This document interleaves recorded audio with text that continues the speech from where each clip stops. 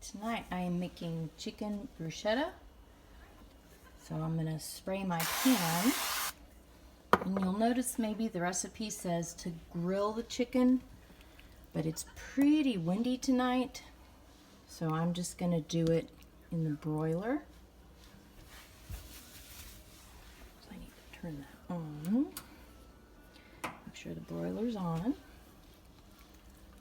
My chicken in my pan, and I've got it divided up into individual servings, and I sprayed the pan just now. Okay, I'm going to wash my hands. Hands are washed. You want to remember with chicken, you need to keep your hands washed because it carries foodborne illnesses. The recipe says to sprinkle with some onion powder. Okay, we've got onion powder. And garlic powder, and Italian seasoning. Put that on all of it.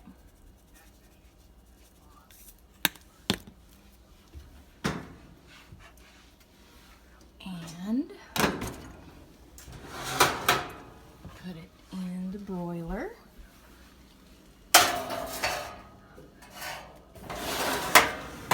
And we'll let it cook there for a few minutes. Then the recipe calls for some chopped tomato, one chopped tomato. So I'm going to go ahead and chop this tomato up.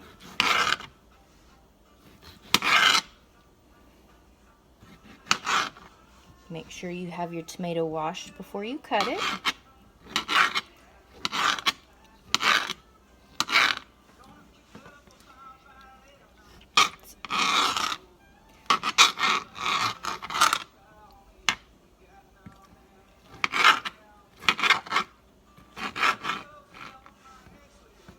And this is going to be, the tomato's not really going to be cooked. It's going to be more just warmed up a little bit. And I'm not making very small pieces because I like my tomato pieces fairly big. So I'm leaving them pretty big, pretty good sized.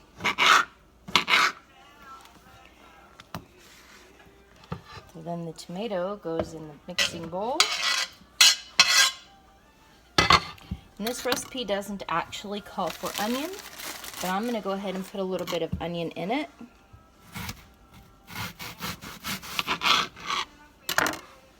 Not a whole lot, just a little. And I'm just going to cut it up into pieces too.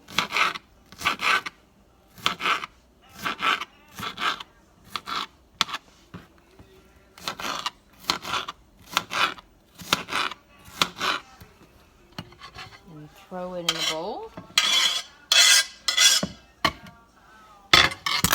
All right. And it says garlic and basil. The recipe calls for 2 to 3 garlic cloves. I don't have garlic cloves. I have chopped garlic already, so I'm just going to squirt some of that in. I like garlic, so I'm going to put quite a bit in. And then I don't have fresh basil leaves either, so I'm just going to use dried basil leaves and sprinkle some of those in. Just until it looks good.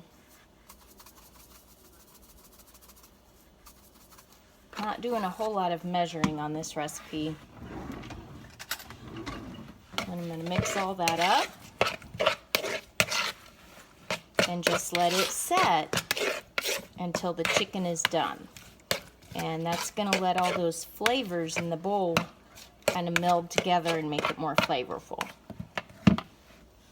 This recipe calls for this to be served on spinach, but if you don't like spinach, you can do it on spaghetti noodles. I'm going to actually do it both ways tonight. I'm going to make it with some spaghetti noodles, so I'm starting my water there. The recipe calls for 1 cup of spinach to serve it on, so I'm going to measure out my spinach.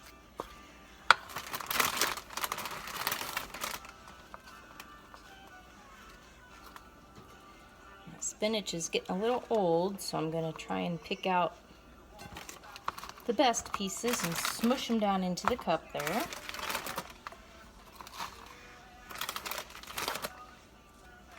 And get rid of the bad stuff.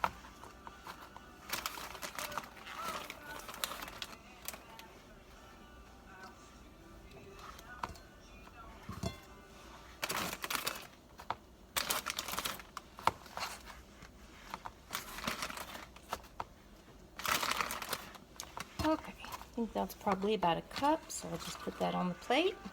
And then that'll be ready when the chicken is ready.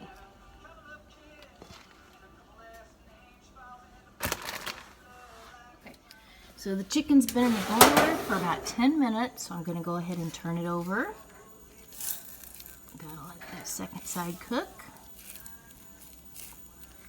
And if the video works, you can kind of see the difference.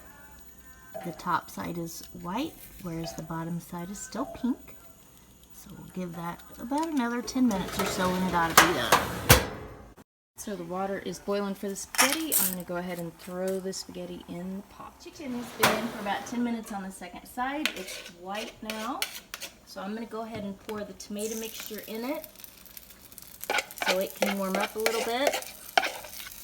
Whoops, missed that one. And we'll just leave that for a couple of minutes. Chicken and tomatoes are coming out of the broiler. Set for a couple of minutes. And the spaghetti is just about done.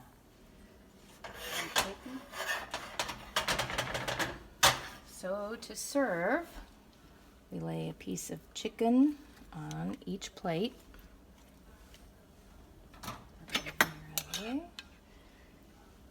And we'll put the tomatoes on. And remember to work on your plating. You want your food to look good. We've practiced this before.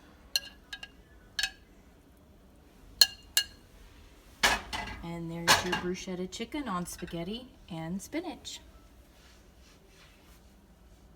So Mr. Askew added some Parmesan cheese and some black olives to his. That's the way he likes to eat spaghetti.